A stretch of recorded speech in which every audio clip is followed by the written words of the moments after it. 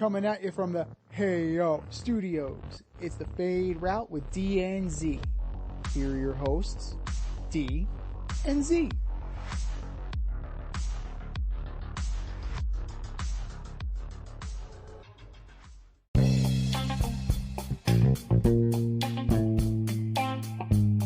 Coming at you live from the Ayo Studio. Hey Yo. It's the Fade Route with D and Z. I am D, and we've got a great show for you tonight. Monty Williams gets upset with the Knicks again. Oh, jeez. The Chiefs trade Snead, and our good friend Vinny Accardi joins us on the in route.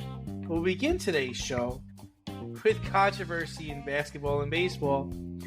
Shohei Ohtani, yeah, that guy, and Jonte Porter of the Toronto Raptors are being investigated for betting on their sport. In Ohtani's case, his interpreter stole $4 million of his money to bet on other sports that are not baseball. And in the Toronto Raptors situation for Jonte Murray, there were betting irregularities in his over-unders for some games he played in the last couple of months. So Z, which sport is in more trouble? Well, let's think about the relationship between gambling and the two leagues. Now, the NBA, there have been conspiracy theories that the NBA has been fixed for years, right? And Rudy Gobert was just fined for doing the money sign to the refs. So, that is not dying, right? It's something that there's enough there. And you had the Tim Donaghy scandal. So it's well ingrained in the NBA. It's also well ingrained in Major League Baseball too. I got two examples for you, right? I got the Chicago White Sox from 1919 and something a little bit more recently, a fellow by the name of Pete Rose. So you really can't get away from gambling if you are these two sports.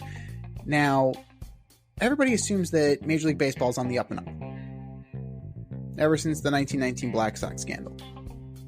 So there's less of there is less of a stigma there. However, Major League Baseball has gotten into bed with a lot of gambling. They jumped in with both feet, and they don't give a shit. They don't care whatsoever. For something like this to happen with the highest paid player in Major League Baseball history, the highest modern profile player, right? The Japanese Babe Ruth. This is a huge black eye for Major League Baseball.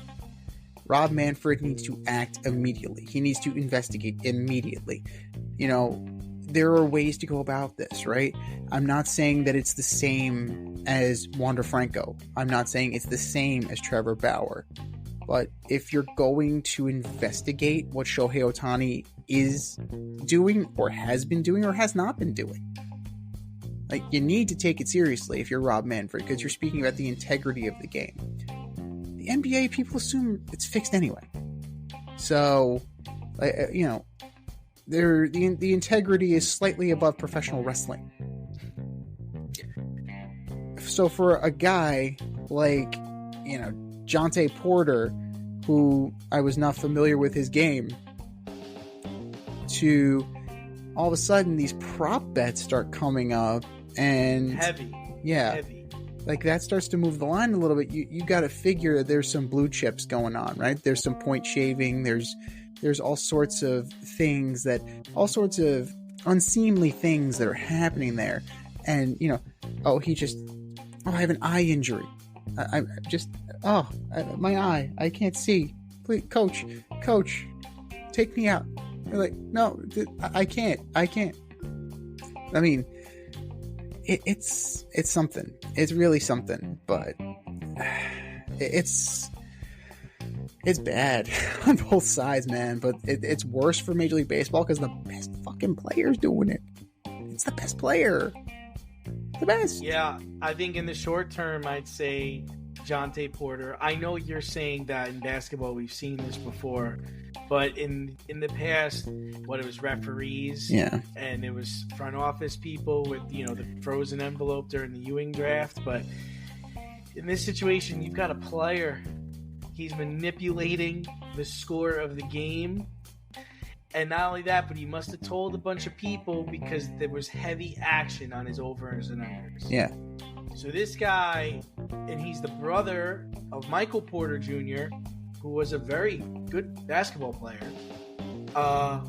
So in this situation, you're talking about banned. This guy is getting banned. I would find it very hard to believe that he survives this. There's just there's too much evidence pointing in the direction that he manipulated the score. Now, it's one thing if the coach came over to him and said, hey, man, I'm taking you out. You're not playing well. But if he's asking to come out of the game because his eye hurts, he's asking to come out of the game because his stomach doesn't feel good or he's feeling sick, and this is after you've scored X amount of points and you've played well, he's on a two-way contract, so he's only making $415,000. Right. He had the chance to make some pretty big money from the people who bet heavily on him. Now, in the long term, it's baseball, right? Yeah. Because this Ohtani thing is bad. And we talked about this in the production meeting. The problem is the story changed. In the beginning, it was, hey, man, my interpreter has a gambling problem. I'm trying to help him cover his bets. I paid the bookie off to make it go away. Someone decided that wasn't a good plan, and they changed the story to, I do nothing about it. He stole money from me. I never bet on baseball. I never bet on esports. All right, man, you want to walk that line? That's fine, but now you have to walk that line. And if anybody finds out that this was your account, you knew about it, or you were putting the bets in, and the interpreter was a fall guy, Major League Baseball, you've got a huge problem because now this guy, who's supposed to be the face of the league, next Babe Ruth, pitcher, hitter, needs to get banned. I mean, you banned Pete Rose, you're going to have to ban this guy. There's no ifs, ands, or buts. The fact that you're letting him play while this investigation is going on, hey, man, we're in a country where you're innocent until proven guilty. I get that, but he's going to be affecting games because he's playing. And, Z, we talked about this in the meeting, production meeting. If you and I are friends and we're sitting at a bar and I've got $50 on the Knicks to win, you're going to know I have $50 on the Knicks to win if we're watching that game. Of course. Body language says it all. If it's $50, it's $50, man. You're going to know that I'm in this for something, right? Yeah. And if I'm a degenerate gambler, which it turns out they're making this interpreter out to be, and he's a liar, he's a terrible person, you spend all your time with me, you should know this. You should know this. And then the other thing is what kind of a bookie is giving an extended line of credit to an interpreter for $4 million? And if you are, it's because you know who's bankrolling him. You know he's got the money. Who's backing him up? He's connected. You know he's connected, and he's $4 million in the hole today. But what about when he was up? What about when he was winning? Who was cashed in on that stuff? See, the problem becomes is that, online betting is illegal in California. Yeah. So if Shohei was doing it, boom, you're busted there. You're paying a bookie, boom, you're busted there. There's no way out of this, my man, if they find out that you're involved in any way. And, the word on the street is Major League Baseball is not going to let Ohtani go down because he's their poster child. He's their guy. There's a part of me that believes that, but there's also a part of me that says, man, if you don't make an example of him, everybody's going to do it. Everybody's going to do it. What's stopping him? You're right. And this is the problem with having gambling in baseball or any sport. You're leaving yourself wide open for this. I will defend Ohtani in this regard, that if you're a degenerate gambler, you're a degenerate gambler. Just like if you're an alcoholic or if you got a drug problem, you got a problem. You don't know it. You think there's ways out of it. You think you can lie. You think you can get away with it. Look at Pete Rose. Yeah. Pete Rose's beginning, it was, I never bet on sports. Then it was, well, I did bet on sports, but I didn't bet on baseball. Then it became, well, I bet on baseball, but I didn't bet on my team. Then it became, I bet on my team, but I never bet on my team to lose. It's like, it just, the hole gets deeper and deeper and deeper. And in baseball, it takes time, right? Yeah. People remember the Black Sox scandal, but people forget they got to play the 2020 season. Yeah. They got to play. They and did. It wasn't until after that year they're like, okay, guys, you're banned for life. Yeah. Kennesaw Mountain Landis. None of you will ever play baseball again. No. And I was like, wait a minute, what? We beat the case? Yeah, but you definitely bet on baseball. You're out. So baseball is gonna take time. He's gonna have time, and the feds are involved. Right. So, that's my only problem with this is that, it's just hard to believe you didn't know anything. You want to say you didn't know everything, but if you saying you didn't know anything, that's hard to believe. I don't know, man. When this guy is no more than 4 feet behind you at all times. He has your personal belongings. He's your hand-picked interpreter. This is not an employee of the Dodgers, right? The Dodgers had their own interpreter, right? I'm sure Yoshinobu Yamamoto has his own interpreter supplied to him by the Dodgers. This is your boy. Like, where there's smoke, there's fire, man. This looks really bad. Major League Baseball needs to clean this optic up, even if it's something like, I am going into treatment for a gambling addiction, right? Think back to Tiger Woods. Tiger Woods, it's not the same thing, I know, but crashed the car. There was a hooker or a porn star, it was whatever, something like that. Next thing you know, I'm a sex addict. I gotta go. I'm going to, I got a problem. I have a major problem, and I'm going to deal with it. Yeah. So maybe that's what happens in lieu of being placed on the restricted list. Because we have Wander Franco, we have Trevor Bauer. Yes, they are not the same thing because one was, allegations of aggravated sexual assault and the other one was allegations of inappropriate relationships with a minor. So those are in the grand scheme of things, $4.5 million on, whatever, horses, college basketball, whatever. It doesn't seem that bad, does it? Considering the past, the most recent legal wranglings that Major League Baseball has had to be involved in. But it's a bad look. It's an absolute bad look. Ohtani can't be this closed off. The Dodgers can't rally around him like they have. They need to make him available. He's got to talk. And he cannot control this. That's the thing. We did not find out he had a fiance until he was married. We know more about Derek Jeter than we do about Shohei Ohtani. And Derek Jeter was the most closed-lipped professional athlete ever. So the Dodgers need to get out in front of this with Ohtani, and they need to be public, and they need to be transparent, and they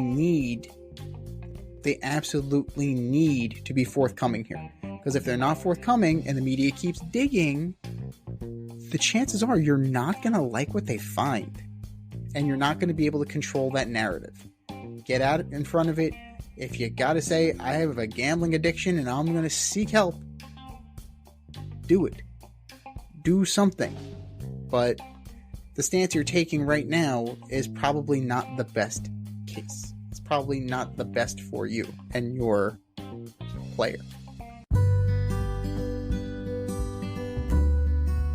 Avoid messy accidents. Get better stopping power with your brake pads. Callahan brake pads. You never know when you'll be driving in the road and there will be a truck tire that you need to avoid and save your family. Callahan Auto. We really care about what's under your hood.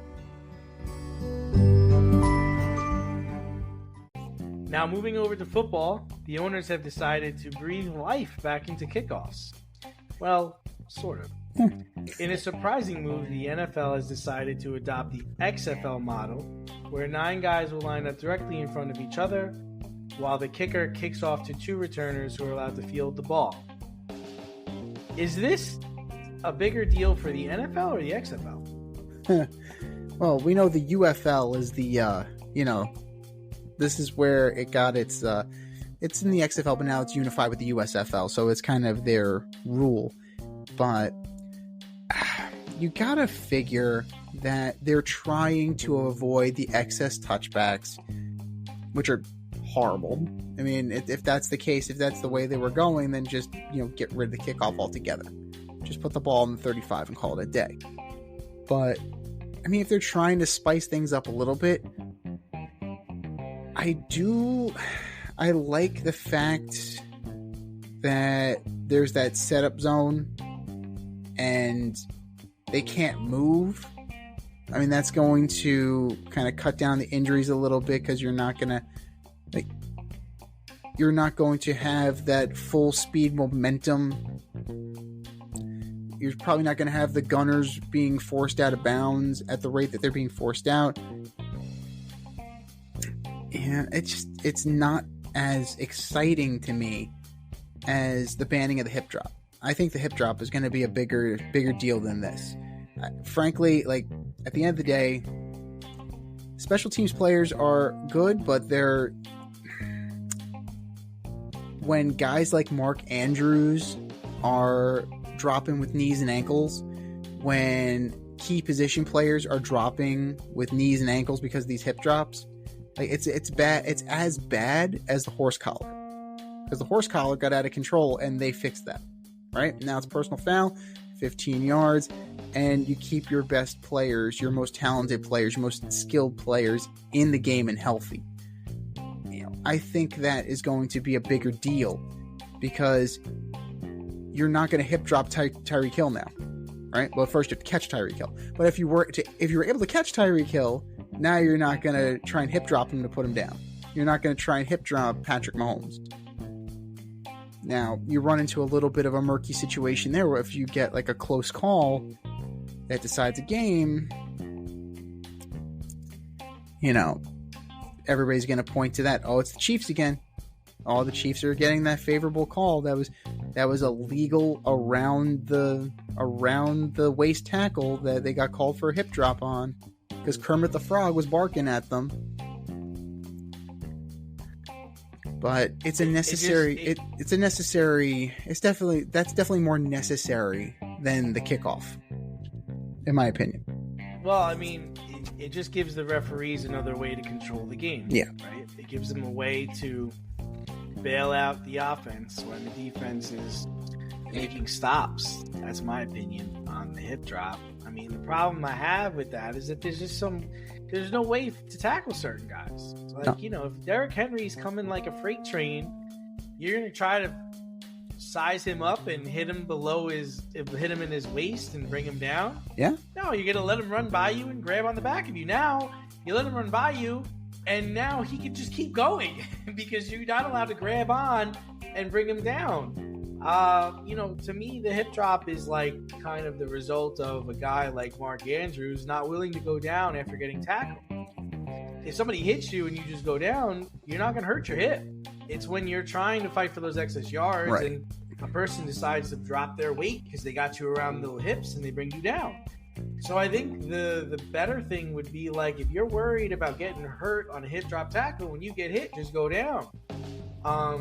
As far as the kickoff rule, I would have liked it better if maybe they tried this out in the preseason first before we just unrolled it in week 1, man. Why don't we see how this works in the preseason and see how we like it and we don't like it? Because honestly, Z, I don't see this working with professionals. I think this is good with amateurs. I think it's a good format. But to have this work out with professionals who can shed a block in one move, yeah, or pull a guy down and get you right away, this could turn into 7 guys tackling one guy, because 7 guys on one side beat their man rather easily. Or try this out in college. I mean, is college just going to still have the regular kickoff? I just think that we were too quick to jump into, hey, let's try this. And it's this sweet zone of the touchback's 35 yards. We kind of want them to return it. I just think if either have them return kicks or not have them return kicks. Right, exactly. Either have them play defense or don't have them play defense. Like, this is getting ridiculous as far as, like, you know, what people can do for tackling. It's hard enough to tackle somebody, but now you put so many different rules into how I can tackle someone. It's just ridiculous. And the thing about it is, like, there's somebody posted on X. It's like, you know, what would be one rule change you'd like to see in the National Football League? You'd like to, if you could change any rule, or you could add any rule, or put any rule in. The one I said, and I immediately answered, I want illegal contact out of the game. I think that corners should be able to hand fight past 5 yards. You need to give the defense something. It's ridiculous. If there's one thing I want I want to get rid of all replay.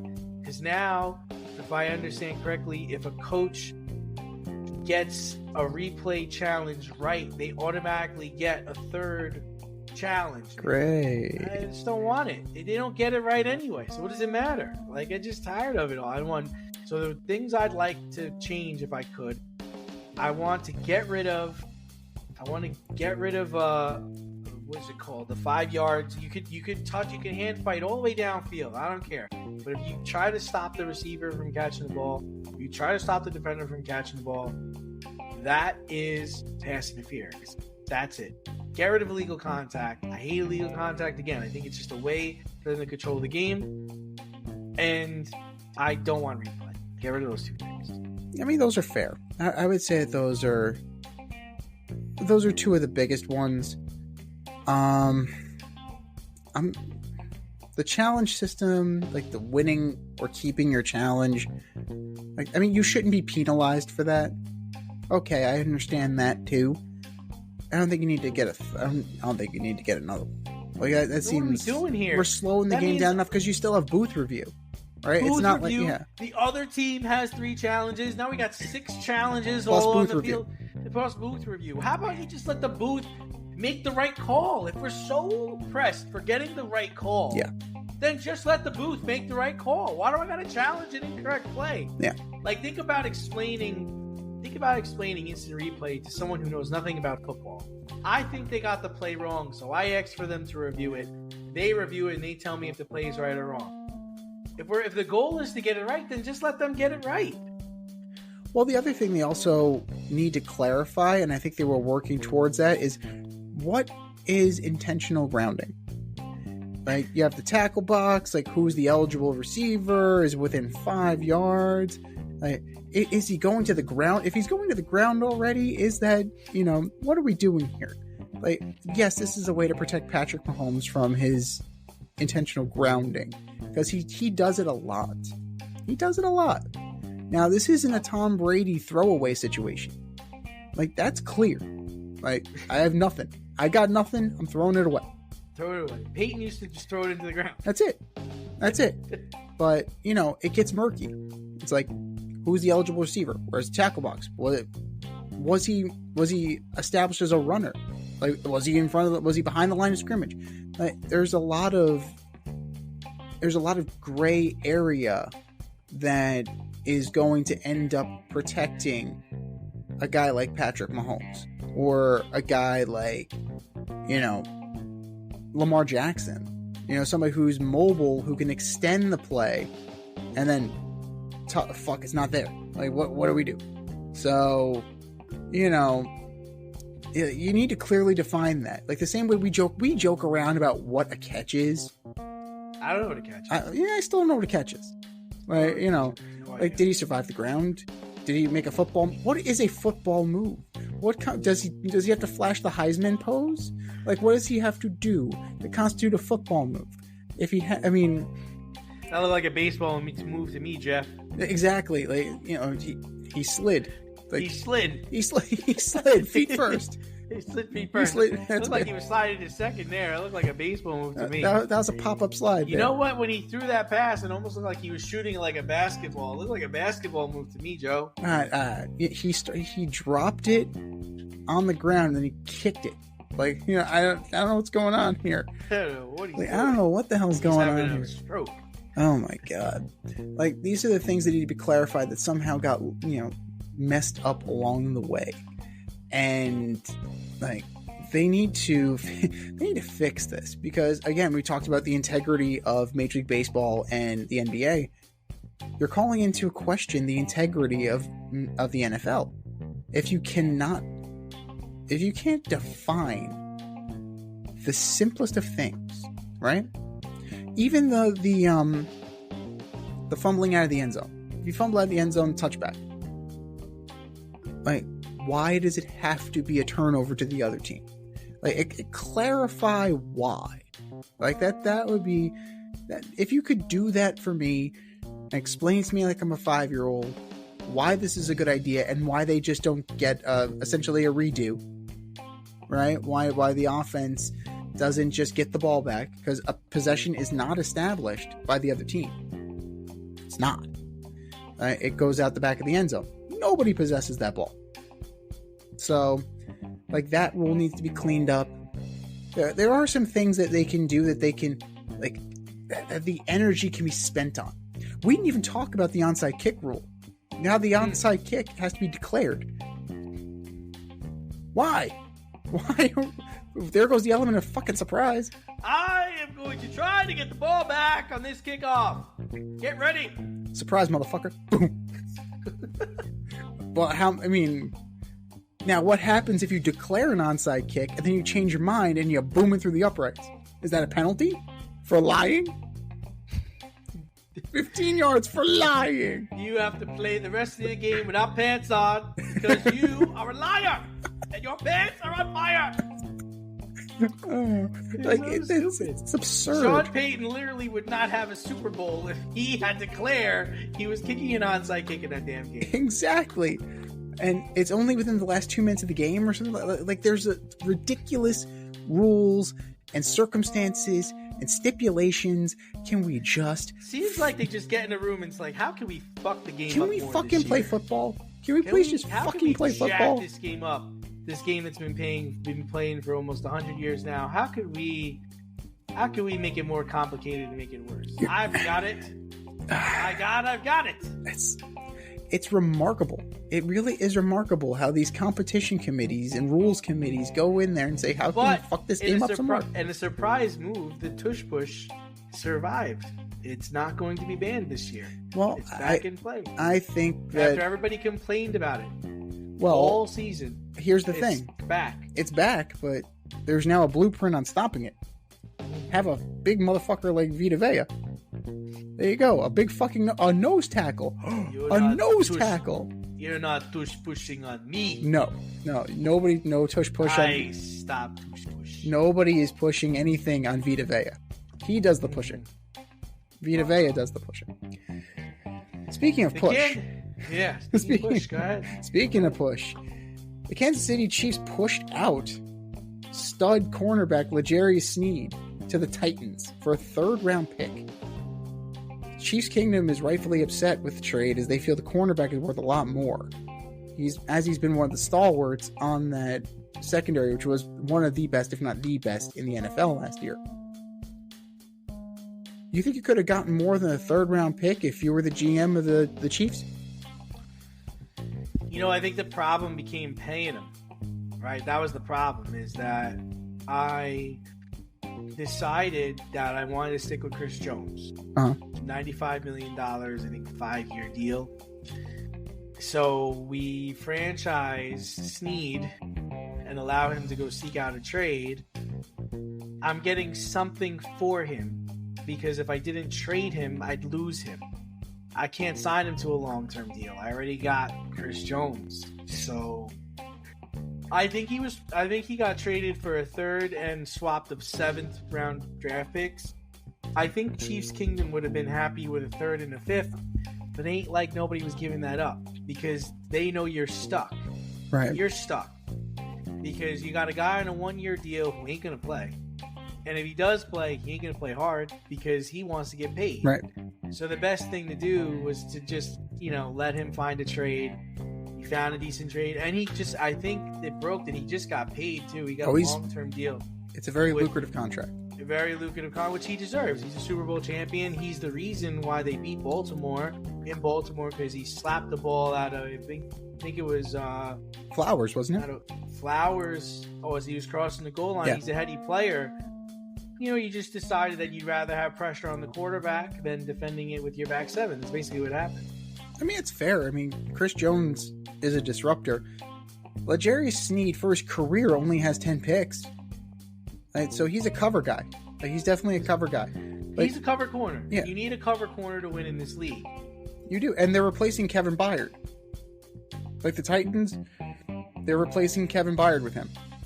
I like what the Titans are doing. They're making Pollard. They went and got Sneed. They're rebuilding. They're in rebuild mode. They're doing a decent job at it. I just don't think you can be mad. Like they chose the route they wanted to go. Nobody's going to trade a first-round pick for a cornerback. Like he's not like. I think people are just more upset that he left. Yeah. And they're like, that's all we could get for him was a third rounder and a swap of sevenths. It's like all we could do. Well, and I get it. If you look at some of the past trades, right? You have Nnamdi Asomugha and Darrelle Revis. Yeah. He is neither of those guys. Like, maybe he's closer to Nnamdi Asomugha than he is Darrelle Revis. Well, which Nnamdi Asomugha? The one that played for the Raiders? The one that the Eagles thought they were getting. The one the Eagles they thought they were getting. But that brought back such a haul, right? That the Revis trade brought back such a haul. I don't think they're in the same stratosphere. Like, no, I don't think so either. But I just think he's their best corner. No, he is their best corner. He absolutely is their best corner. They essentially lost their best corner. And you're like, well, if he's our best corner and he just won a Super Bowl, then why are we only getting a third-round pick for him? And it's like, I just don't think that the fans understand the math of the situation, because you weren't going to be able to sign him because your quarterback is making a shit ton of money. You decided to give Chris Jones $95 million, and you still have, and Kelsey's still making a decent amount of money. Like, you don't have the money to sign Sneed to a long-term deal. And at the end of the day, we'd rather have the pass rusher than the corner. The corner is only going to, that was the problem the Jets made, right? I mean, the Jets were like, oh, we got Darrelle Revis. That's fine. We're just going to throw to the other side of the fucking field. Right. Exactly. You can great. You Revis Island. And even Brady and Peyton said we just didn't look that way. We just considered that done for the day, and we just worked with the other 2/3 of the fucking field. Right. Where if your Chris Jones is coming at you every play, like, and there's no one that can really stop him. So that's why I never really agreed with the Jets' philosophy. I mean, the Jets overvalued Darrelle Revis, and at the end of the day, like, they needed a guy like Antonio Cromartie on the other side. Like, they without him, like, that's kind of, it's easy pickings. Like, it's absolutely easy pickings. And you know what? Oh, Victor Cruz cooked him. Pierre Garçon cooked him. Everybody got it. It's only a matter of time. Like, there really is no shutdown against corner. good quarterbacks. A shutdown corner could be a problem for a quarterback that is not elite, that is not top 10.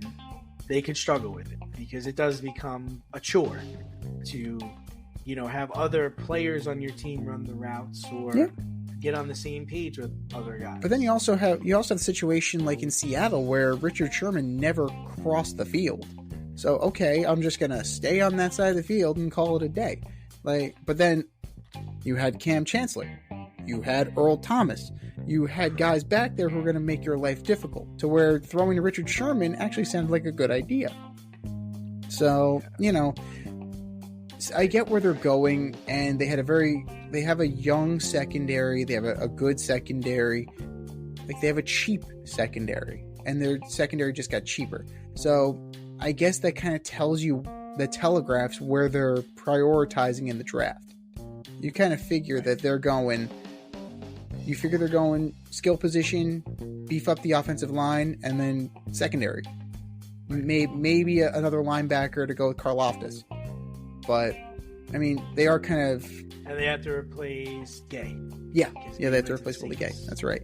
So, linebacker is definitely going to be in play. But, if you keep a young, good, cheap defense, you can afford to pay some of those guys on the other side of the line, right? Because the offensive line's also probably going to want to get paid too. They're going to have to keep,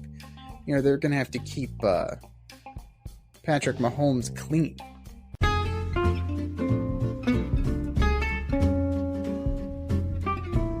Need a little inspiration in the kitchen? Want to try something new?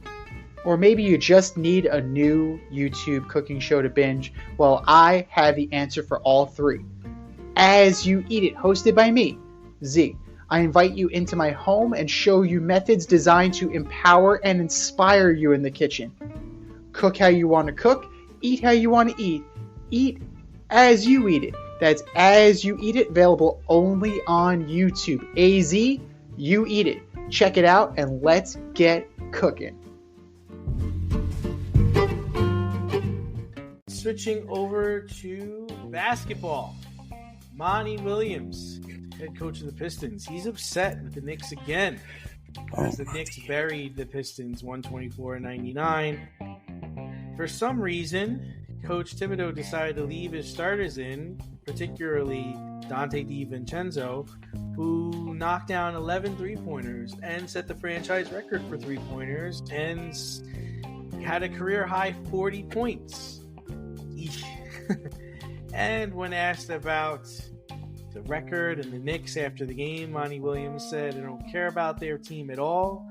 I couldn't care less. Those guys, the way they got those threes, I don't want to be part of that story."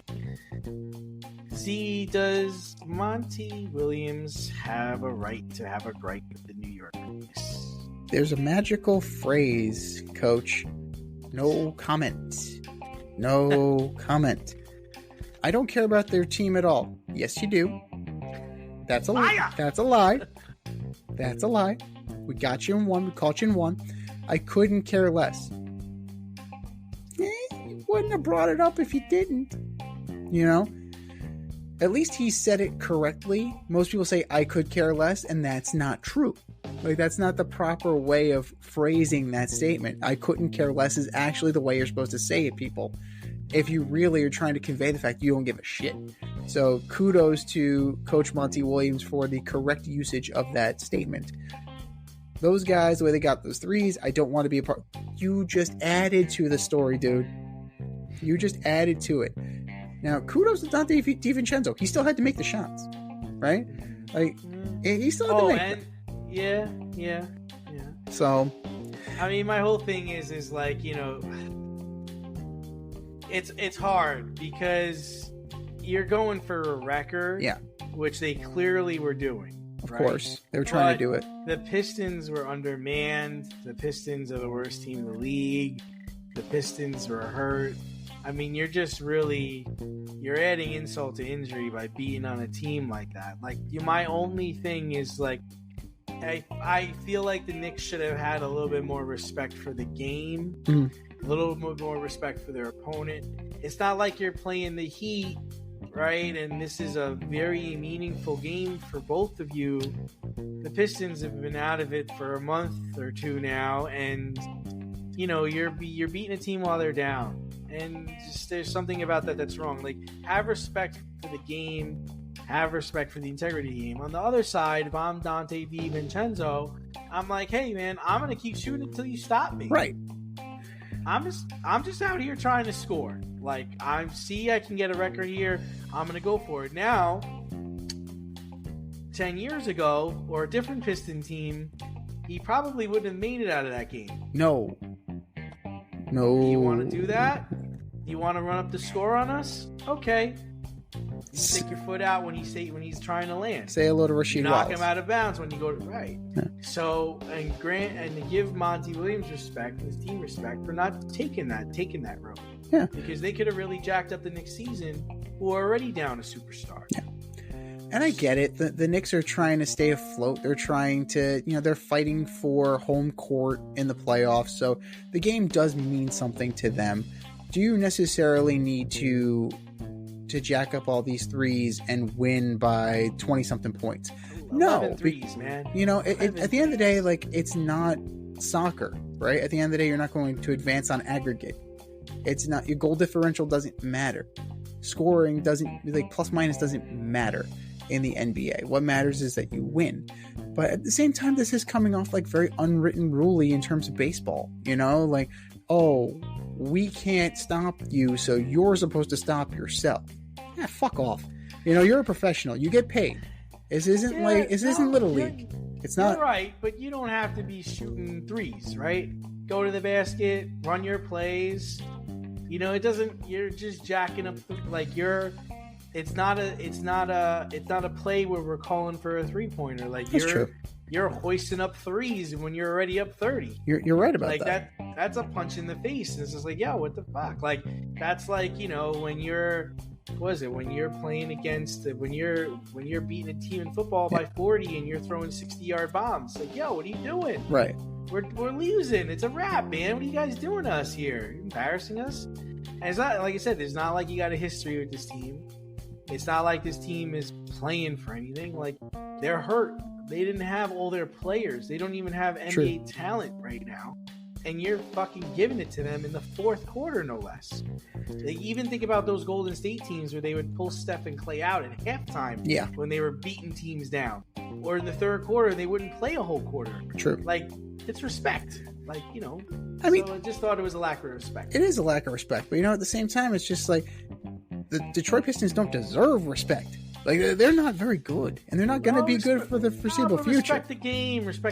Like, you know, just Monty Williams isn't even the most famous Monty we want to talk about. Like, Jordan Montgomery just got paid. That's the more famous Monty. That's the bigger Monty story. Well, Monty Williams, you got your money, and this is what you put out there, man. You just want to respect the game, though. You know, just, you don't have to kick a person while they're down. They're down, man. They're down. The Knicks have been down for 50 years. They've waved the flag. They're out. So let's just get out of here without anybody getting hurt. But we actually deferred this story because there were so many other things going on. But NCAA March Madness is happening, and both of our brackets are still looking really good. Most of the top seeds advanced in the tournament this year to surprise most experts. Over 1.8 million people had Kentucky go into the Final Four, and everyone had their bracket busted when Kentucky was beat by Oakland. And that's Oakland in Rochester, Detroit, or sure it was something like that. Rochester, Michigan. So Coach Calipari is now 1-4 in his last 5 NCAA tournament games. So will Stepanak's Boogie Flan help get Kentucky out of the first round next year? How much are they paying him? I hope they're paying him a lot of money for him not to go to St. John's or even UConn, which is really close. You got to go all the way to Kentucky to play basketball? Come on, dude. Stay in Westchester, man. Go to Iona. Like, come there you go. Yeah. So how do you not even get an offer? He only got an offer from Alabama. He got an offer from Alabama, Kentucky, and I can't think of the other. Indiana. That's wild. Indiana. Okay. Those are the only 3 teams he got an offer from. What the hell? How do you not even give him an offer? I don't know. But what I do know is that he has it's a lot of chalk this year, man. Like, this was to be expected. Like, okay, you had your 8 and 9s. 8-9 is not an upset.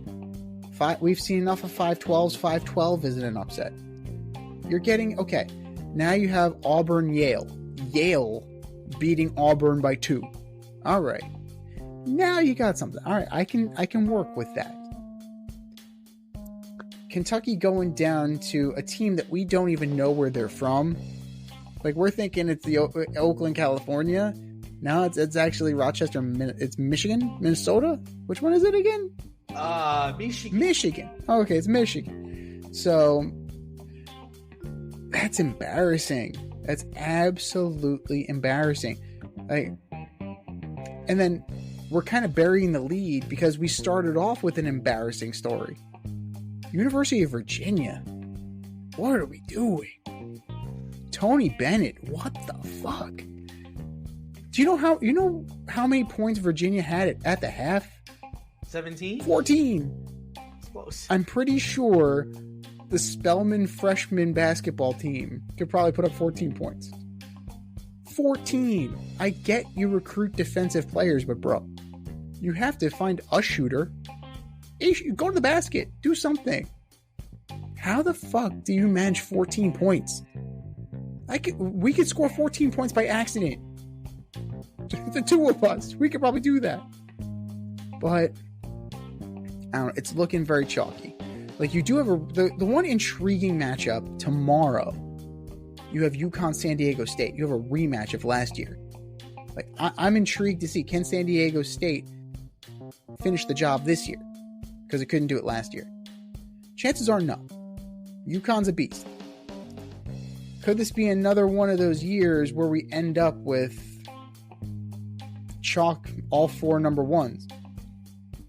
It's hard not to see, right?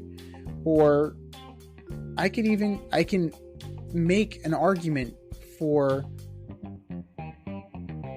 UConn and Marquette both making it to the Final Four. Like, in my mind's eye, I can see that. Like, it's within the realm of possibility. Now, North Carolina, they beat up on Michigan State. You were right about Michigan State. You were absolutely right about Michigan State. They beat up on Wagner. They beat up on Michigan State. Now they're going to draw an Alabama team. We'll see what they can do. I'm looking at Purdue. If there is one number 1 seed that scares me, that may not make it, it's Purdue. Because every time Purdue has expectations put on them, they shit the bed. Every time they're number 1, they lose. They make it to the top 20, number 1 in the coaches poll, they lose. So, like, to me, they're the most vulnerable. So, there's a definite possibility. If I'm looking for an underdog team to kind of pump up, I mean, if you can even call a 6 seed an underdog, give me Clemson at this point. I think Clemson might be able to make a run.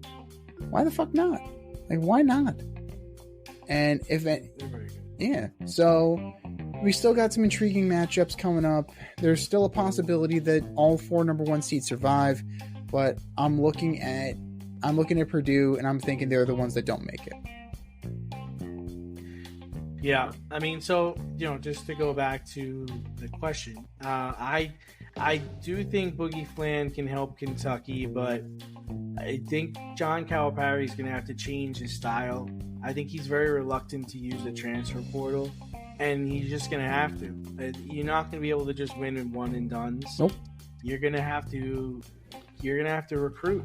You're going to have to get guys and probably pay them, and you're going to have to try to put a team together. And I think he'll figure it out, and it's interesting because there's a lot of people that wanted him gone.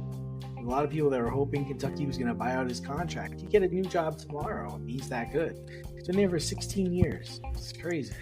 Yeah, but is it going to end up being like the Nick Saban thing where the NIL and the transfer portal, is this going to erode his control to the point where he's like, fuck this, I'm out?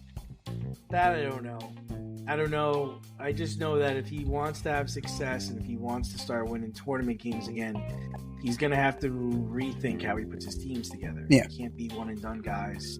You're going to have to get a mixture of portal guys, and you're going to have to get one and done guys. And then to talk about the bracket, bracket's looking pretty fantastic. It's just going to come down to, I have UConn going all the way. So as long as they keep blowing people out and playing strong, should be fine. I'm with you. Clemson is a team that is very good, very under the radar. I think Illinois is another good team. They have two stud players, and I like Tennessee. I have Tennessee going to the championship, so I like Dalton Connect and that bunch. So we'll see how it all plays out. Games start up again tomorrow. Absolutely. We're definitely going to see how this plays out. And it could very well, the crazy part is that every Big East team is still alive. right? So you still have Creighton, you still have Marquette, you still have UConn. Right? That is very interesting. We're gonna see how good they are, and it's really possible that, you know, we already have been pumping up the Big East for a while here, so they may prove to be the best conference this year in terms of college basketball. But I gotta say, like, we're gonna have some intriguing matchups down the road, and it's one of those years that, as predictable as it seems, there's still enough intrigue that, like, I will pay attention. You know, like, yeah, there's no George Mason, right? There's no Florida Gulf Coast. There's no University of Maryland, Baltimore County. Like, you don't have the major upsets, but I mean, Dayton Flyers. Yeah, Dayton. Like, you have Dayton. They knocked off Nevada. But if you're looking at it, like, what would have been intriguing was if Long Beach State somehow knocked off Arizona. Now that guy doesn't have a job again. Like, I won the tournament. Yeah, I'm in the tournament, and I lost my job. And then, oh fuck, I made the tournament and I lost my job again. Oh man.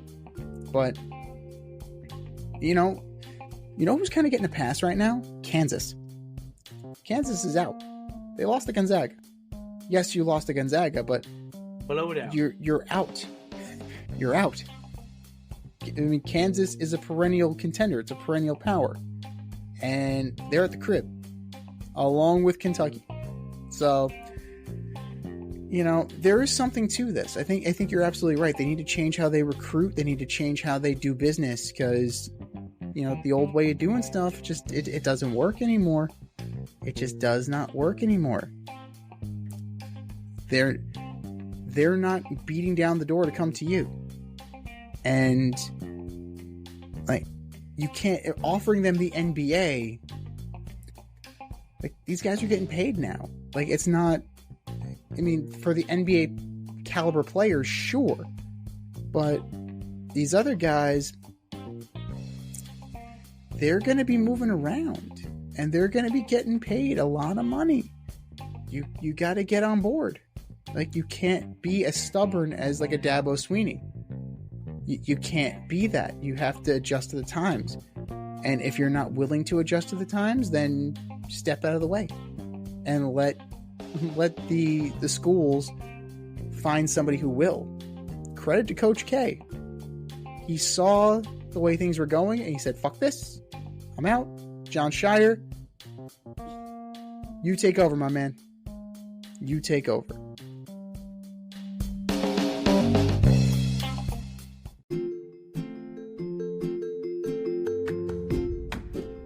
Can't help but smile when you see a balloon. The simplest occasion is a party. Westchester Pop Stars, located in New Rochelle, New York, offers balloon styling and decor for all life's events. Birthdays, anniversaries, weddings, showers, school and corporate events, store openings, or just because. Westchester Pop Stars takes balloons and shapes them into works of art, creating decorative installations for your special occasions. No event is too big or too small, and their custom personalization service is top notch. Westchester Pop Stars is a private studio, quickly expanding. In-person consultation is by appointment only. Send an email to westchesterpopstars@gmail.com for more information or to schedule an appointment. No need to hire an event stylist. All you need is balloons. Currently servicing Westchester, Putnam, New York City, and Connecticut. To find Westchester Pop Stars, search for them on Instagram, Facebook, or Google.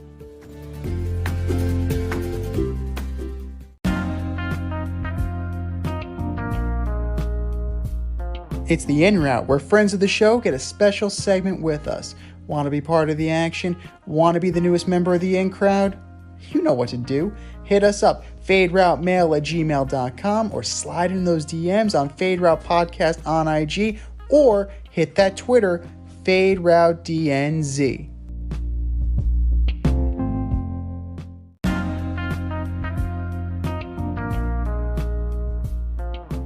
Joining us on the In Route today, we have adjunct professor from St. John's University and a member of success specialist at Island Federal, Vinny Accardi is here. Hey, Vin, thanks for coming on the show. Thanks, guys, for having me. Appreciate it. Vinny, what's going on? What's going on, guys? Thanks again. Appreciate the opportunity to talk with you all. Yeah, we'll start you off with this. It's March Madness has started. So how's your bracket doing, and who do you like to win it all? So I have a bracket pool going for as a fundraiser for this non-for-profit foundation I started in memory of my friend. I'm in dead last in it, who watches college basketball.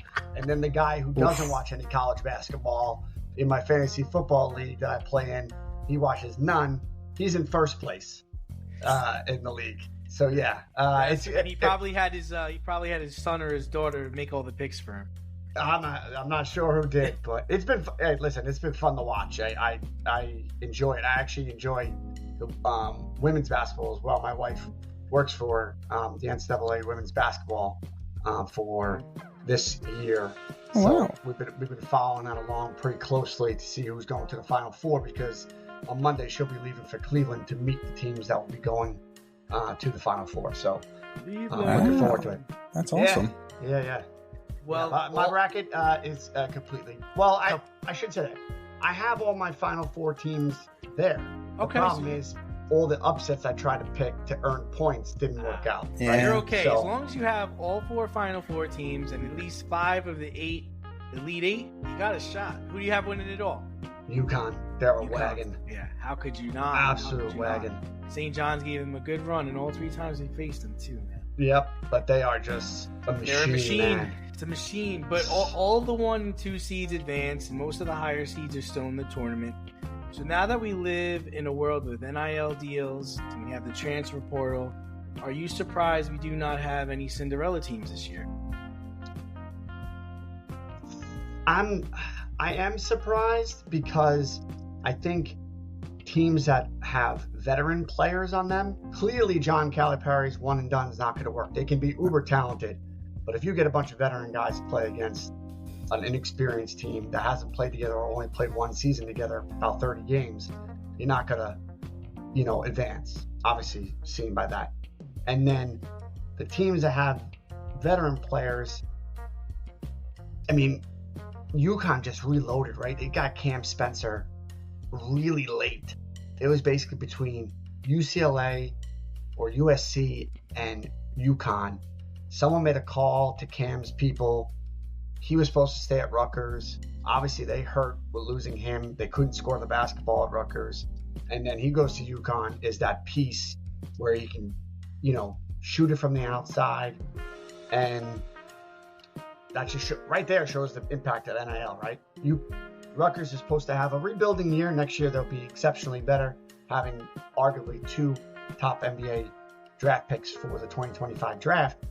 But that's what happens. I mean, you are at a smaller school, you have an exceptional year, and you put yourself in the portal, and you're making 50, 100K, 150K, right?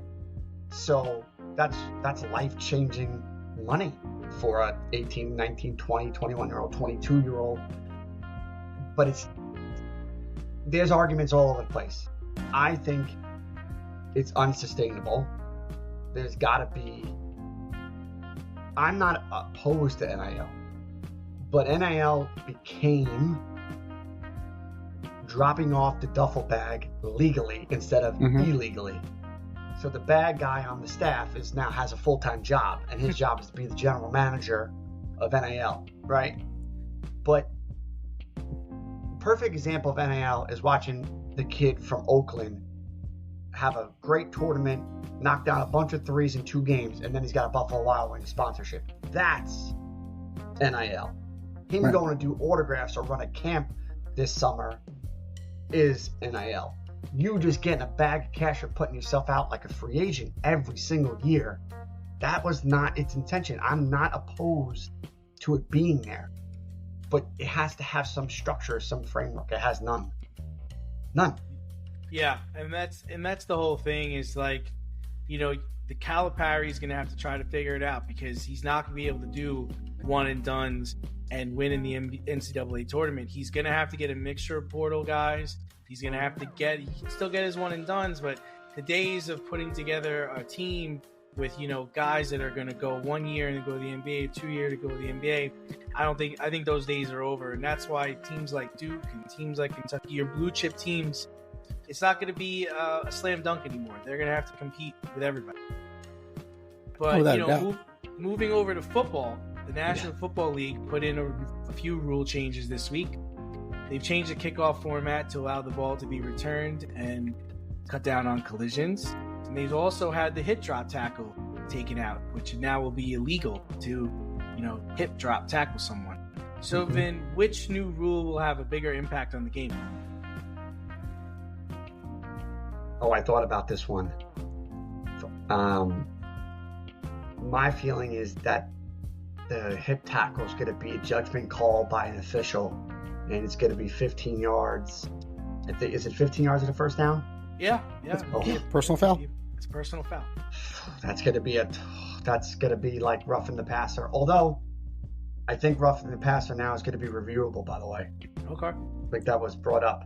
But, man, someone's going to make a call.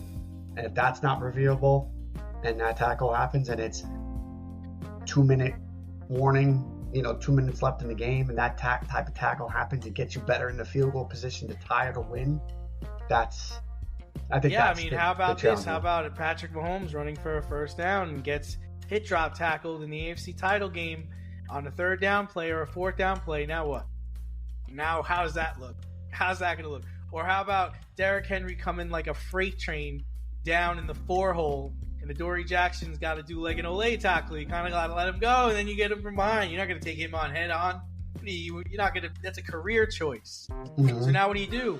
If you think back to, I think it was DJ Metcalf chasing down the corner. Yeah, that's right. He chased him down 98 yards, and after 98 yards, he hip drop tackled him. Now what? Phenomenal play, great play. What? Yeah. Was there a lot of injuries from this type of tackle? Well, there were enough to cause concern, and the latest one was the Mark Andrews one. That's the one where everybody was kind of uproar about it. It happened in the Bengal game late in the season, and it sidelined him for pretty much the end of the year, and he wasn't himself in the playoffs, and they felt like that really ruined the Ravens' chances. And they're like, okay, we kind of got to do something about this. But I think the bigger issue, Vin, is that these are owners making these decisions, and these aren't players who get to vote on this and say, hey, man, like, I have a career here. I have to make tackles. How am I supposed to tackle people if I can't, wrap and fall? But at the end of the day, like the new kickoff rule that is like the XFL style, it really applies to only the special teams players, right? Mark Andrews isn't playing special teams. The guys that are making their bones aren't. They're the low guys on the totem pole. So, like that's the one thing that you have to be concerned about. Like, who are you going to side with if you're the NFL? Ideally, you would just do both. But if you're choosing, you're going to choose between the guys that are higher profile. You're going to try and protect them. You're going to try and keep them on the field. I think the problem with the new kickoff rule is that it is, I think it works in an amateur football league. I don't know how well this is going to work with professional football players.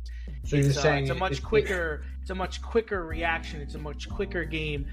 You just got to get by your guy, and then it could still be a gang tackle, right? I mean, right. You're not. You're going to ease up on. Of course, you're going to ease up on the 40-yard running and smashing into somebody, but now this runner could potentially be hit by 6 or 7 guys at one time if he chooses the wrong direction to go in. Yeah, I'm actually excited.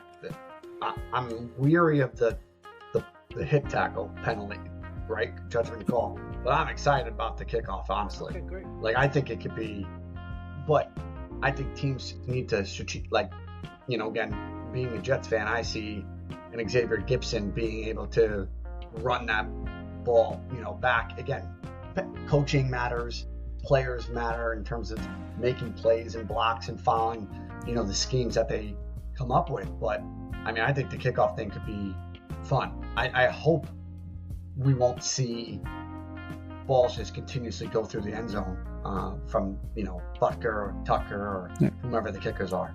That's the thing. If that's what's going to happen, just, at that point, just get rid of it completely. If we're just going to start in the 35, just start in 35. Let's just make that happen. But another one, like the onside kick rule, that they have to declare that they're doing an onside kick. Like what the hell are we doing? Yeah. I don't know. Yeah, I don't know about that. I mean, I think again you have, Damien said you have owners making decisions on their investment of their team, the players' contracts, driving revenue to their stadium and filling their, the seats. But I mean, there's some of the decisions you need to have. I would assume the NFLPA's got, some voice. Maybe? I don't know. But I'm excited for the kickoff. Hip tackle. Oh boy. Officials, get ready. Just lines up. you know you're going to be sitting back here, week 2, week 3, and be like, how about that hip tackle call? I mean, really?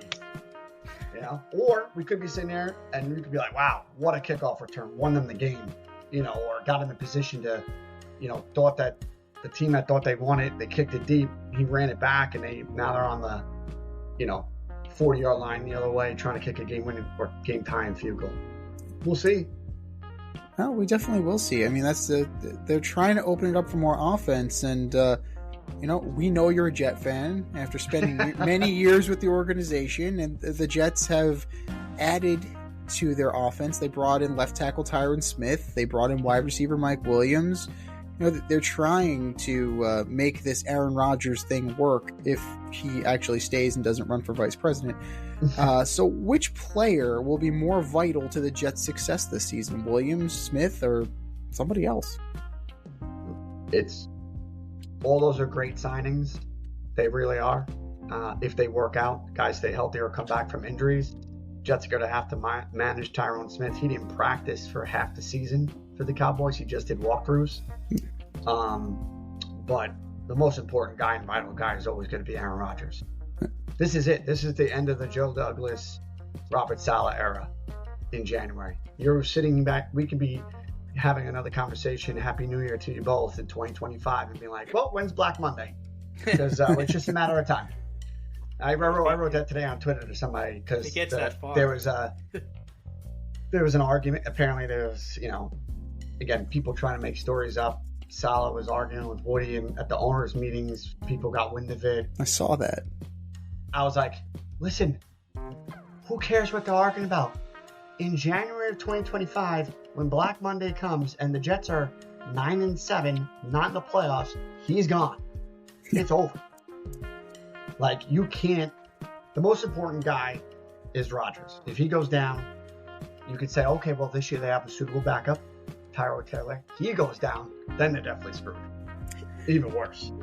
Well, I mean, they do have a guy that they've been trying to trade, but apparently they're willing to hang on to him now. So, if it comes down to that again, where it's third verse, same as the first, like, they can't give him another pass. Like, no. It can't be. He can't be here. He can't even be in Florham Park for OTA. Like, when OTAs come up after the draft and Rodgers comes in, he can't even show up for those because the media will be able to watch those. Like, he can't be around this organization anymore. It's a failed experiment, right? Look at the Steelers. Yeah. Such a structured and sound organization. Hey, Kenny Pickett, you're not the guy. Russell Wilson, Thank you for your Fields. time. Thank you for your time. But you're going to go play for the other team in Philadelphia. We've got Russell coming in, and we're working on bringing in Justin Fields. But thank you. It's been swell. Sorry it didn't work out. But you have a good future, and just not here. Coach, I don't really feel comfortable about you signing Russell Wilson. Well, fuck your feelings. Not a problem. Not a problem. Not a problem, Kenny. We actually have a deal to send you somewhere else. So you will only be here for a couple more hours. Clean out your locker, son. Yes. Actually, don't even bother. We'll take care of that. Just go. Here's your ticket. See Nancy on the way out. Your flight arrangements have been arranged. turn in your tablet, please. Your bus pass is waiting for you. We're not even sending you on the plane for this. We have a Greyhound bus ticket waiting for you in Pittsburgh. Enjoy. My God. But again, this is the problem with the Jets. Like, I don't know if it's the general manager, but when you mess up and make a bad pick, just own up to it and say, it didn't work out. All this talk, I get it. They're trying to instill some value, but they're not going to get anything for him. Look at the 49ers with Trey Lance. Exactly. See you later, man. Thanks. That's it. It didn't work out. He's not the guy. Yes, we spent the number 2 pick on him. Yes, we got giddy and all excited for his throw 60 yards down the field off his back JJ foot McCarthy going out. just made the same throw. Who cares? You got to be able to read defenses. You have to be able to know where you're going with the football and run in the right direction. Right. Throw the ball in the right direction. Make the right throw.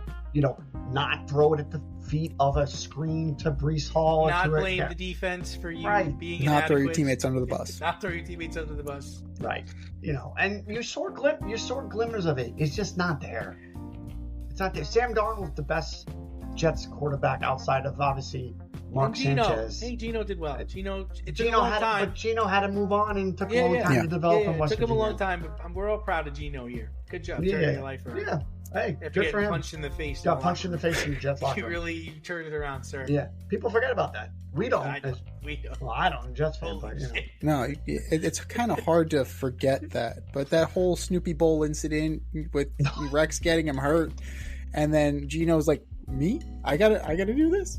Like, what are we doing here, Coach?" Like, why he was in the third quarter of the fucking Snoopy Bowl will never be explained to me adequately. Rex Ryan's still the best Jets coach in the last since I guess Herm, right? I mean, that's a low bar. It's a low bar. But think of everybody after. Yeah. Mangini, Adam Gase. Oh God, Adam Gase. Yeah. Todd Bowles. Yes. The immortal Todd Bowles. That's it. Good defensive coach, Todd. Yeah, he had something. But Todd Bowles now has Todd Bowles had. Did he have Brady for a year after Aaron was left? He won the Super Bowl. Well, no, he was the defensive coordinator. Yeah, he had Brady DC. for one. He had Brady for 1 year. Yeah. Okay, then he gets Baker Mayfield. That position is so important. They just can't get it right in Florham Park. They had a chance to get Baker. They opted out of that one. Yeah. Right. On the trade side of things with Cleveland, right? When they Hey, at least we're not Browns fans, although they made the playoffs with Joe Flacco, right? Yeah. Jets didn't do so well with Joe Flacco. And they decided to skip out on bringing him back. Yeah. He might have done well for this team last year. Anybody would have been better than Zach Wilson, outside of Chris Streveler or... Mike White? No, who played after Zach? Who'd they bring in? Oh, Tim Boyle? No, well, Tim Boyle, who they cut, and then they signed the guy off the street the last 2 games of the season. I don't remember. Yeah, it's fair. Yeah. God almighty. Anybody would have been better. It was a debacle. An absolutely debacle. But you know what? We're going to cleanse our palates a little bit because we're moving over to baseball. Tomorrow's opening day. The Mets have already been rained out. They're going to play on Friday. The Braves have already been rained out with the Phillies. They're going to play on Friday. So instead of talking about opening day starters, opening day lineups, we got to talk about Shohei Ohtani. Like, this has been the major headline of the past week. What can Rob Manfred do to get the attention off of Ohtani and back on baseball at this point? I mean, what can Rob do? I don't know. I actually remember working in Major League Baseball's office, and Rob was not the commissioner at the time, but always coming by my desk. I can remember interacting with him. Very funny guy. Loved working at Major League Baseball. Loved my time there. All the guys I worked for are still there. That's how people don't leave those jobs. Listen, the Dodgers are going to open next season in Japan. So There's nothing happening to him. Literally, like they're going Cubs, Dodgers, 2025 Japan series to start the 2025 season. Yamamoto, Ohtani, the Cubs have a guy. Big bucks, right? Sold out. They'll do a tour, yada, yada, yada. What can they do? They're just finding this, the interpreter, and the blame is on him. Period. What they should do is say what they did with Trevor Bauer. Total different situation and story, right? So that's not comparison apples to oranges. But the investigation part is where they can start and say, hey, until we have some definitive answers and we can figure out what exactly happened here, because there's been some misinterpretations of stories and things he said, she said, and the story was written and then said the opposite. We're going to have to say, you're on the indefinite IL, it's on injury, and then I think it's called the exempt list. Yeah, you're on the exempt list. When this is over and we've done our investigation, we may reinstate you. We may not. You can apply for reinstatement. You may not. Doesn't mean he's out for the season. I mean, but it's the Dodgers, and it's their best player internationally, and that's where they're trying to grow the game, like the NBA has and like the NFL has, and playing in Brazil and in London, right? And that's the nature that drive revenue when it comes all back to it. More eyeballs on television, more eyeballs in the stadiums. But yeah, I can't wait. He gets to Philly or New York. The signs that will come in, the people chanting at him, he won't understand a thing that people are saying. So that's a good thing for him. So, I mean, the whole thing's a mess over there. Like I'm sure that the team has already had an interpreter, but you got to hire his guy, and then they rallied around him. Like it's a closed door scenario. It's very he's very cloak and dagger about his personal life. We know more about Derek Jeter. And Derek Jeter was notorious for being super hush hush about things. Mm-hmm. It's amazing what Ohtani has been able to do and how he's been able to kind of keep everybody off of him. But $700 million, I don't know. We were talking about it before. If you're the interpreter, how much of a cut do you want to do this time? Yeah, I mean, I was saying 10%. $70 million is more than enough for a month. Yeah, Vin, that's a good question for you. So, if you're his interpreter, you've been placing bets for him. Looks like you're going to go to jail for him. Vin, how much does Ohtani have to give you for you to do 6 years in a soft penitentiary? What's the number? 20 mil? 30 mil? No, it's funny you say that. My brother-in-law said to me, we were talking about this, and he writes, "Hey, wouldn't you spend a couple years in jail to get $70 million or whatever the percentages you're going to get?" I was like, no. I'm not spending 2 years in confinement for money at the end. I'm like, I don't want to spend my life in jail. What? 365 days and two times 2 in jail, or 3, whatever number. I'm sorry. I mean, obviously he's got. You're on your own, buddy. I'm telling the truth. He's obviously going to get. I'm paid. Not going to jail for nobody. Yeah, he's obviously going to get paid by him, but man, oof. I guess I don't know what my number is. 10% is not a bad number. 70 mil. 70 mil. I'm good with that. You're like, all right, I guess. I guess we start there. We'll start there. We'll start there. God forbid anything happens behind bars. That number just went up. Like that. Yeah. Right. So, I want that shit put in an offshore account right now. I'm not coming out in 6 years to find out this was bogus, man. Right. Who knows what can happen? Any Gold Glove you win, any MVP you win, any World Series ring you win is mine. I mean, yeah, I don't. It's a bad situation for them. It's not obviously what they needed. No. Boy. Whew. No, definitely not. But, we'll get you out of here on this one. We also know you're a Met fan. Yeah. And I like torture. Well, I'm a Met fan too, so I get it. So they dealt off Scherzer, they dealt off Verlander, they brought in a huge prospect haul.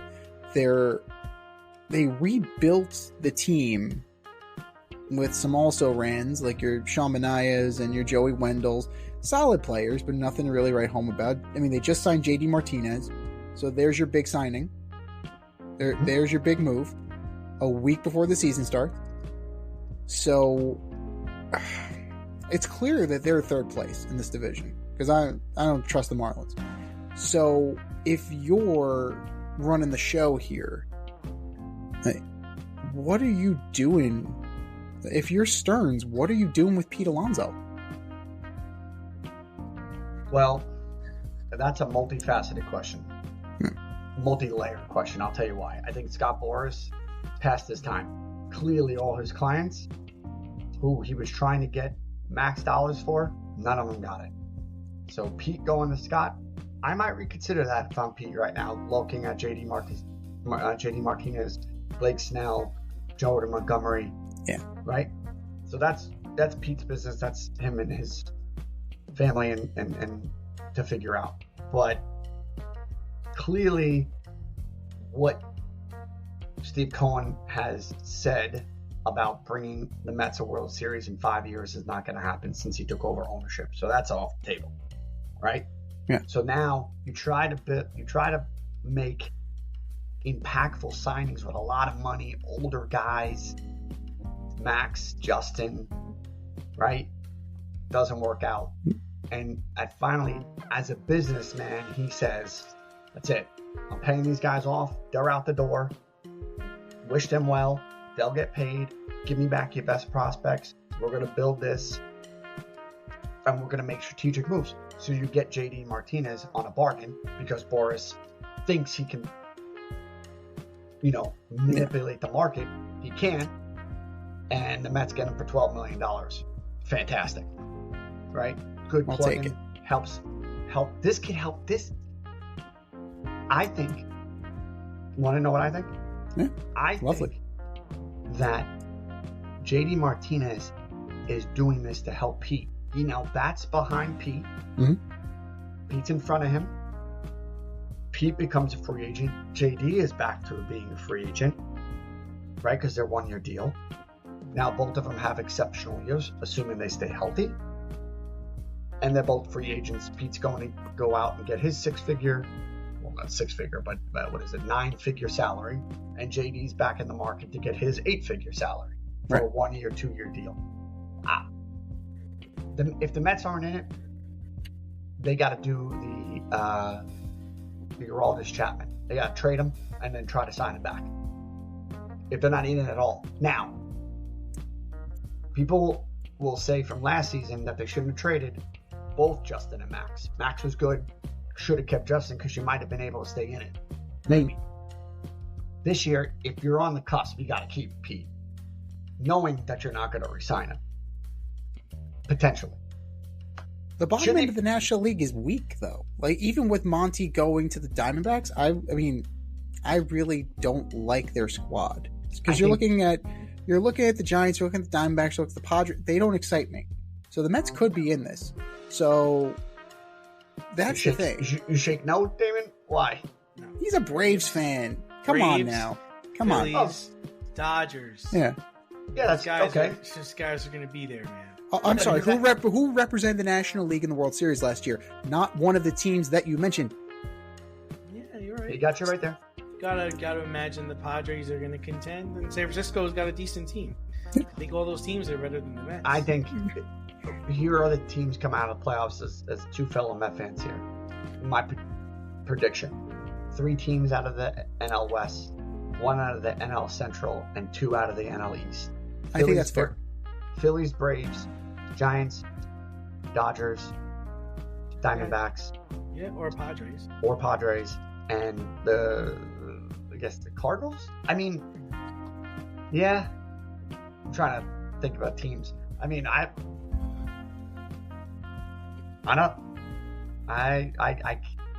problem is the pitching. That's the problem. Yeah. Everyone, hey, Edwin Diaz is back to Trump. the trumpets are going to play if you can't get to the ninth inning. Mm-hmm. You can't be down 7 runs. He's not coming in the game. You have to be up 1 run or tied, and then he's coming in. If you're down 7, because it's 14-7, because you can score runs with that lineup, again, assuming health is in there, but your starting pitcher, who's Luis Severino, can't stay healthy. Senga, can't stay healthy. Right? Now we're throwing out Tyler McGill and Sean Manna, and who else? Hauser, that they picked up from the Brewers. That's Stearns picking guys off the scrap heap from his former employer. I mean, we'll see. Me and my wife talking on it today. Last year we had season tickets to the Mets. And she's like, we're not buying season tickets. We went online today. It was $30 to go to opening day. I'm like, we paid $100 with our season ticket package last year. Why am I going to spend $200 last year when I can go to opening day for $60 if we wanted to go? So it's the nature of the business, man. I love it. I love it as a fan, and I love working in it. I just unfortunately don't root for many winning organizations. All I got is the Rangers. Yeah, you just clinched a playoff berth last night. That was a fun game to watch. That was great. Fun. That was fun. And my brother's into it, and it's fun to have when one of your siblings. My brother's not into any other sport besides hockey, so it's fun to be able to watch games with them or be following along while they're playing. So that's one way we stay connected, is definitely by enjoying them. We went to the Stadium Series game at MetLife Stadium. That was awesome. That comeback was similar to what they did last night. It's a little concerning though. Like the back and forth is it's very, very concerning. And like, you can get bounced in a playoff series if you can't play defense. So you can't have nights like that too often. Like, maybe once in a while, but Laviolette knows what he's doing. Shesterkin seems to have a bounce back year this year. Like, if Fox and Miller, and they'll get Trouba back eventually, I think that'll sort itself out. But like, games like that give you agita. Like, games like last night totally give you agita. Oh yeah, they're gonna get back Trouba and Lindering, but they need Miller to play better defense. Yeah, you're gonna win games in the playoffs 2-1, 3-2, 4-3. You're not gonna see high scoring games like you saw last night with the Flyers with that back and forth. I think Rangers scored 5 goals in between the overtime and third period, and then the Flyers scored 4. You're not gonna see 6-5 in regulation. 6-5 in overtime. Yeah, you're not going to see 10 goals between overtime and the third period, let alone the whole game in the playoffs. I mean, there's something to be said about a 7-game series in the NHL. There's nothing like it. I mean, it's the best playoffs in all sports. But Vinny Accardi, thank you for coming on, and we know that you have a little you have a little LinkedIn thing called Victories with Vinny. Can you elaborate on that and tell us what that's all about?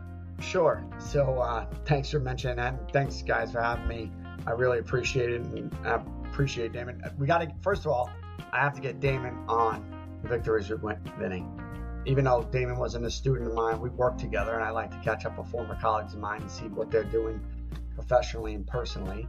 And so I came up with it. I was living in Florida.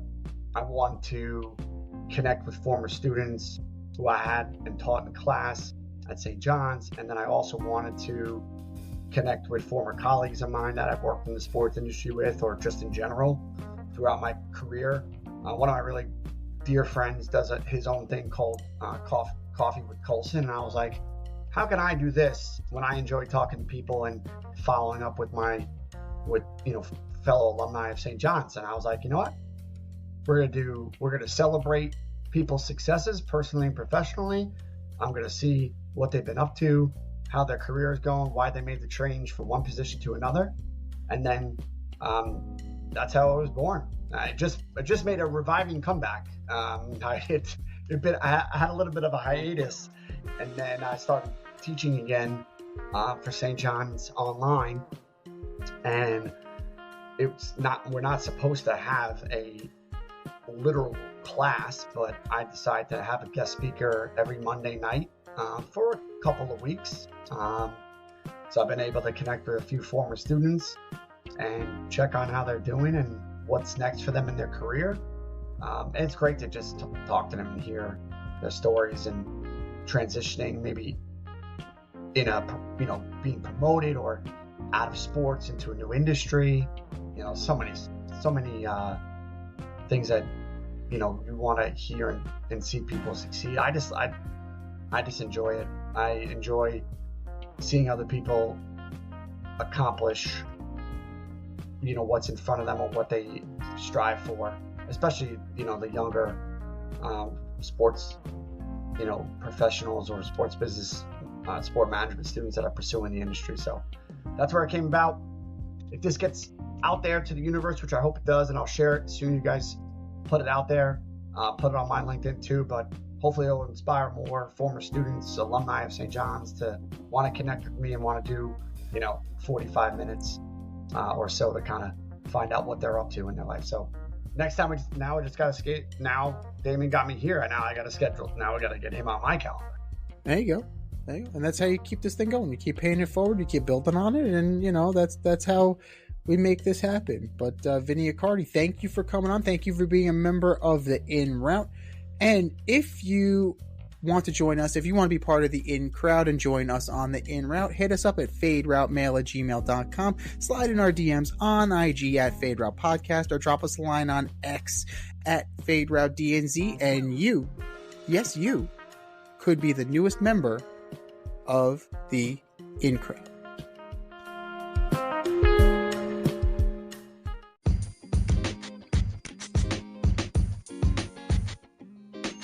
Your favorite podcast has its own merch line now. Go to the Fade store with DNZ.com today for all your Fade Route merch needs.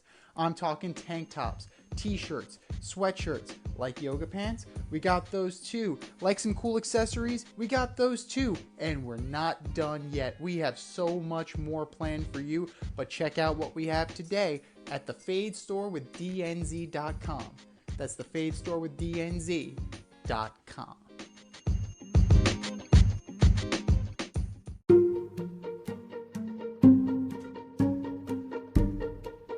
The Fade Store presents the Alleged Superstar of the Week Award.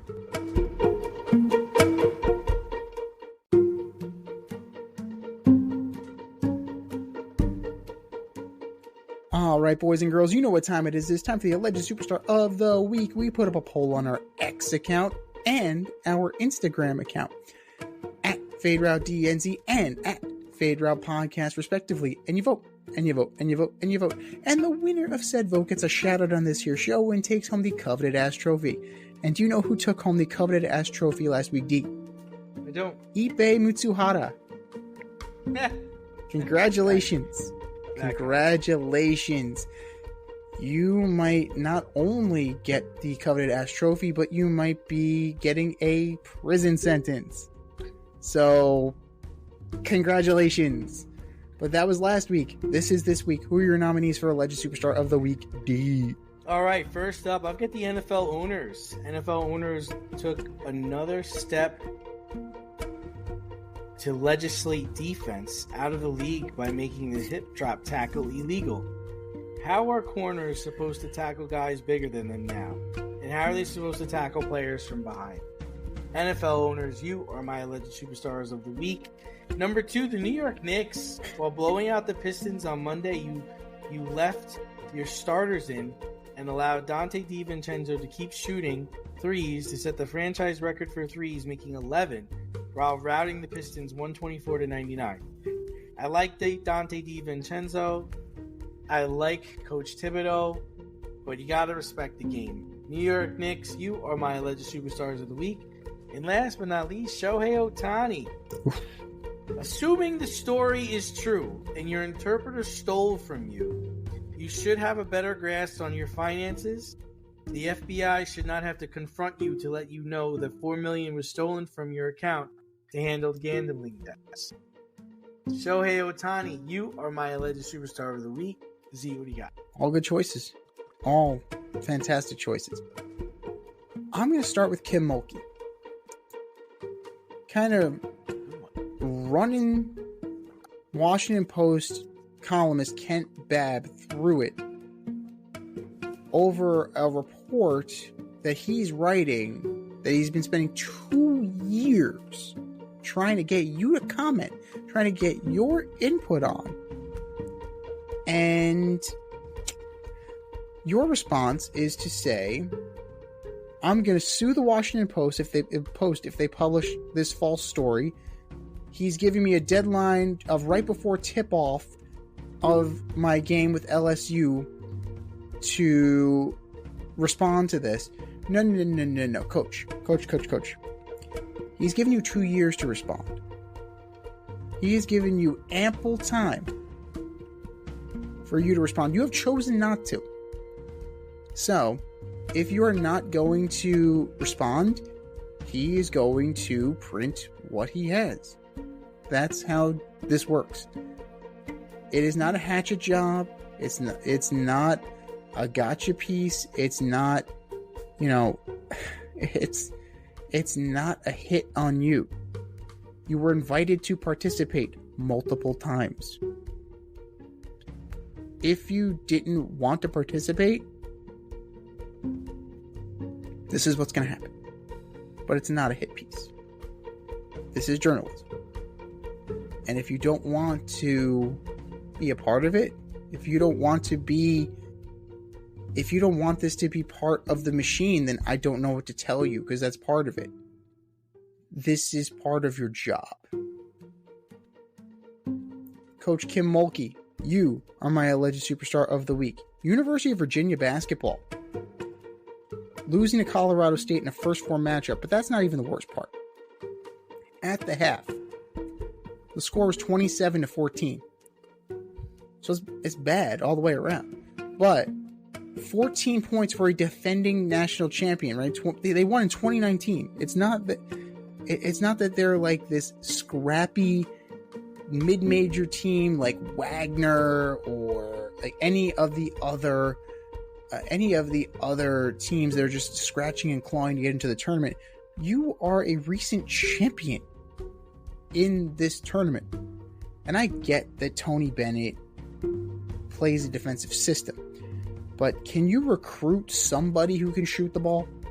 Just a thought. Can you recruit somebody who can go to the basket, drive to the basket, do something offensively? Because the only thing that's offensive is your offense. UVA basketball, you are my alleged superstar of the week. And then last but not least, Scott Boras tanked your clients' markets. Totally. The last two are off the market. JD Martinez signed his 1-year deal with the Mets. And Jordan Montgomery, 1 year, $25 million with the Diamondbacks, which has a possibility, the vesting option if he starts 10 games, which will most likely vest. 1 year, $25 million. Less, maybe, call me crazy, but didn't he want something like $200 million? Like, am I wrong about that? I know Blake Snell 60. wanted that, but Monty wanted something in that range too. Instead, 1 for 25. I'm a math teacher, so I kind of, 200 million is way greater than 25. I can get you the exact number. Hold on a second. Yeah. What he wanted. I got it right here. So you screw Jordan he was looking for 170 mil. 170. Okay, so The market said he should have got 105. 25. 1 year. Besting option for a second year. So 25 is less than 105, which is less than 170. So it's in this conjunction, and if you don't know what a conjunction is, look it up. So it's still, it's still not the years he wanted. It's not the value he wanted. And there's no guarantee that he's not going to get roughed up in Arizona, man. Like, starting pitchers, they got a rough go of it. In Arizona, they have a rough go of it. Greinke got lit up. Bumgarner got lit up. pretty much any guy, any star stud that they bring in, not named Randy Johnson or Kurt Schilling, has not been great when they've gone to the desert. The ball flies out of there. So, we'll see. You know, Monty did very well in Texas. We'll see. But Scott Boras did him no favors whatsoever. Scott Boras, you are my alleged superstar of the week. I think we said our piece. Go to our X account at FadeRouteDNZ and go to our Instagram poll at FadeRoute Podcast and vote. And vote, and vote, and vote. And for our nominees,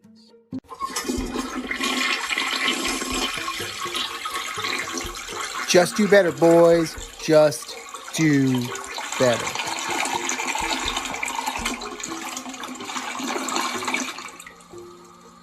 This has been the Fade Route with DNZ. Thanks for tuning in. Catch our podcast on Wednesday nights on iTunes, iHeartRadio, Spotify, wherever you listen to your podcasts. So until next time, stay faded, everyone. Time for us to run the go route. We'll talk to you next week. Thanks for listening to this episode of our podcast. If you like what you heard and want to hear more, be sure to like and subscribe on your favorite podcast platform. Rate us 5 stars, leave us a review, turn on subscription notifications, and tell your friends. Spread the word, spread it wide.